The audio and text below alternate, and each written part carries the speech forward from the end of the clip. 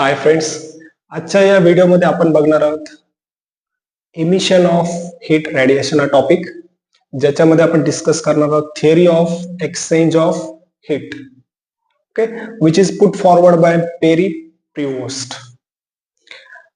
1792 मध्ये ही थिअरी त्यांनी मांडली होती. आता त्याचं स्टेटमेंट काय आहे ते आपण ह्या लेक्चरमध्ये बघणार आहोत आणि त्याच्यानंतर ह्या थिअरीवरून काही पॉइंट्स आपण कव्हर करणार आहोत. इथे मी लिहिलेले आहेत 4 पॉइंट्स, आपल्याला ते बघायचे आहेत. ओके, आता प्रिवोस्ट काय स्टेट करतो? According to Prevost, every objects at all temperature above 0 kelvin radiates heat energy to the surrounding and at the same time receives heat radiation from the surrounding. ठीक है? And thus all the objects continuously exchange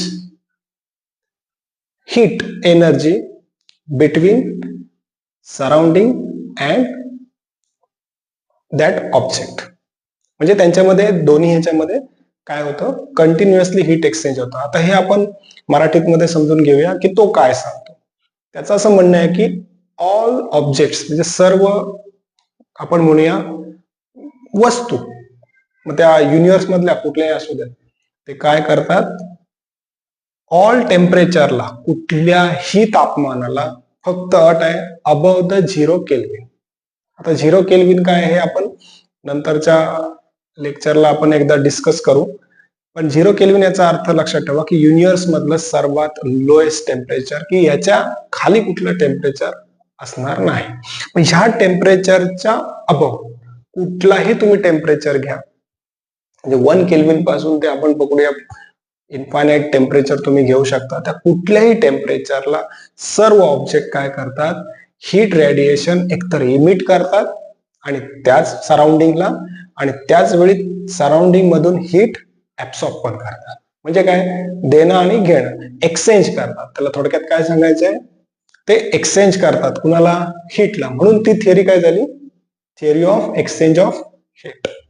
okay, आता याच्यातून काय points cover होतात आपल्याला. तर पहिला असा जो पॉइंट आहे त्याच्यामध्ये काय, की ही जी हीट ते काय रेडिएट करत असतील किंवा इमिट करत असते, त्याची amount with respect to time, म्हणजे त्याचा रेट आपण म्हणूया. The amount of thermal radiation emitted per unit time means rate, कुणाचं, इमिशनचा, रेडिएट इमिट आहे ना, depends nature of emitting surface. म्हणजे हा कशावर डिपेंड असतो, की जो सरफेस ती रेडिएशन इमिट करतोय त्याच्या नेचरवर किंवा त्याच्या सरफेसवर, अँड इट्स एरिया, त्याचा एरिया किती आहे त्याच्यावर, आणि अँड इट्स टेम्परेचर. आता सरफेस म्हणजे काय, की तो कोणत्या प्रकारचा ऑब्जेक्ट आहे, म्हणजे डिफरंट मेटल्स आहे का, वूड आहे का, मेटलमध्ये पण डिफरंट टाइप्स ऑफ मेटल्स आहेत, असे कुठले मेटलचा ऑब्जेक्ट आहे का, त्याच्यावर डिपेंड आहे की तो किती हीट इमिट करेल. प्लस तो किती हीट इमिट करेल हे त्याच्या एरियावर पण डिपेंड आहे. जर सेम मेटल घेतला तर डिफरंट जर एरिया घेतला तर त्याचा रेट पण आपल्याला काय मिळेल, डिफरंट मिळेल, असा त्याचा अर्थ आहे.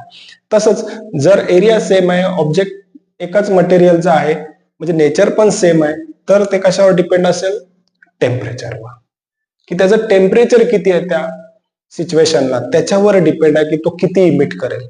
म्हणून तिसरा पॉइंट लगेच, दुसरा पॉइंट त्यांनी कव्हर केला, hotter bodies radiate at higher rate. जर बॉडी हॉटर असेल तर हायर रेट मिळेल तुम्हाला, अँड कूलर असेल तर स्मॉलर मिळेल. म्हणून hotter body radiates at higher rate than cooler, म्हणजे कूलर बॉडीचा रेट हा कमी असतो इमिशनचा, आणि हॉटर बॉडीचा हा जास्त असतो. तिसऱ्या पॉइंट मध्ये ते काय सांगतात, इफ लाईट कलर्ड बॉडीज असतील, suppose light coloured bodies reflect most of visible radiations, whereas dark color bodies absorb most of the incident visible radiation. इथं visible radiation ला कन्सिडर करून हा टॉप पॉइंट कव्हर केलेला आहे. ह्याच्यामध्ये सांगतात जर लाईट कलर असेल तर ते मोस्ट ऑफ विजिबल रेडिएशन काय करतील, रिफ्लेक्ट करतील, म्हणजे घेणार नाहीत, आणि जर डार्क असेल तर most of the visible radiation काय होईल, ऍब्सॉर्ब होईल. हे त्यांनी सांगितलं. आणि चौथ्या पॉइंट मध्ये ते काय कव्हर करतात की जर रेट ऑफ इमिशन म्हणजे हीट इमिट करण्याचा जो काय रेट आहे तो जर जास्त असेल than the rate of absorption करण्याचा, तर त्या बॉडीचं टेम्परेचर काय होईल, फॉल होईल. काय होईल, जर बॉडी टेम्परेचर जर फॉल करत असेल एखाद्या बॉडीचं, सपोज आपण म्हणूया चहा जर वातावरणात ठेवले, आपण एका टेबलावर चहा ठेवले तर चहा का होते, थंड होते. याचा अर्थ तिथं रेट ऑफ इमिशन जास्त आहे आणि रेट ऑफ ऍब्सॉर्प्शन हा कमी आहे, म्हणून तिचं टेम्परेचर फॉल होतं. मग रेट ऑफ इमिशन सपोज जर लेस असेल, याच्या करेक्ट अपोजिट, आणि रेट ऑफ ऍब्सॉर्प्शन जर जास्त असेल तर टेम्परेचर काय होईल, राईज होईल. मग आता ह्याचं एक्झाम्पल काय, आईस जर तुम्ही टेबलवर ठेवलात किंवा एखाद्या ग्लासमध्ये आईस ठेवला तर आईस मेल्ट होतो. मग मेल्ट होतो याचा अर्थ काय की त्या आईसचं टेम्परेचर वाढत जातं आणि हळूहळू त्याचं वॉटर बनेल, बरोबर आहे.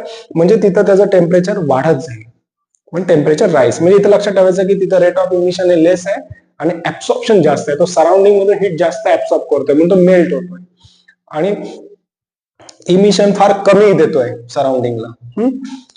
आणि जर सपोज दोन्ही पण सेम असते, रेट ऑफ इमिशन आणि रेट ऑफ ऍब्सॉर्प्शन हे दोन्ही जर सेम असेल तर मात्र तुम्हाला ह्या दोन म्हणजे ना टेम्परेचर फॉल होईल ना टेम्परेचर राईज होईल, तर इथं टेम्परेचर सेम राहील. आणि सेम राहील म्हणजेच त्याला आपण थर्मोडायनामिकच्या भाषेत म्हणू थर्मल इक्विलिब्रियम. म्हणजे ती त्या मटेरियलची स्टेट कुठली असेल तर थर्मल इक्विलिब्रियम असेल. आणि हे आपल्याला नेक्स्ट चॅप्टर मध्ये, 4th चॅप्टर मध्ये आपल्याला डिस्कस करता येईल 12वीच्या, ते म्हणजे थर्मोडायनामिक्स मध्ये, तिथे आपल्याला कळेल. पण प्रियोस थेअरीनुसारच आपल्याला त्याचं एक्सप्लेनेशन किंवा ह्या थेअरीच्या बेसवर ते आपल्याला एक्सप्लेन करता येतं. अशा पद्धतीने ही आहे प्रियोस थेअरी, जी जाणली जाते एक्सचेंज ऑफ हीट साठी. ठीक आहे, थँक्यू.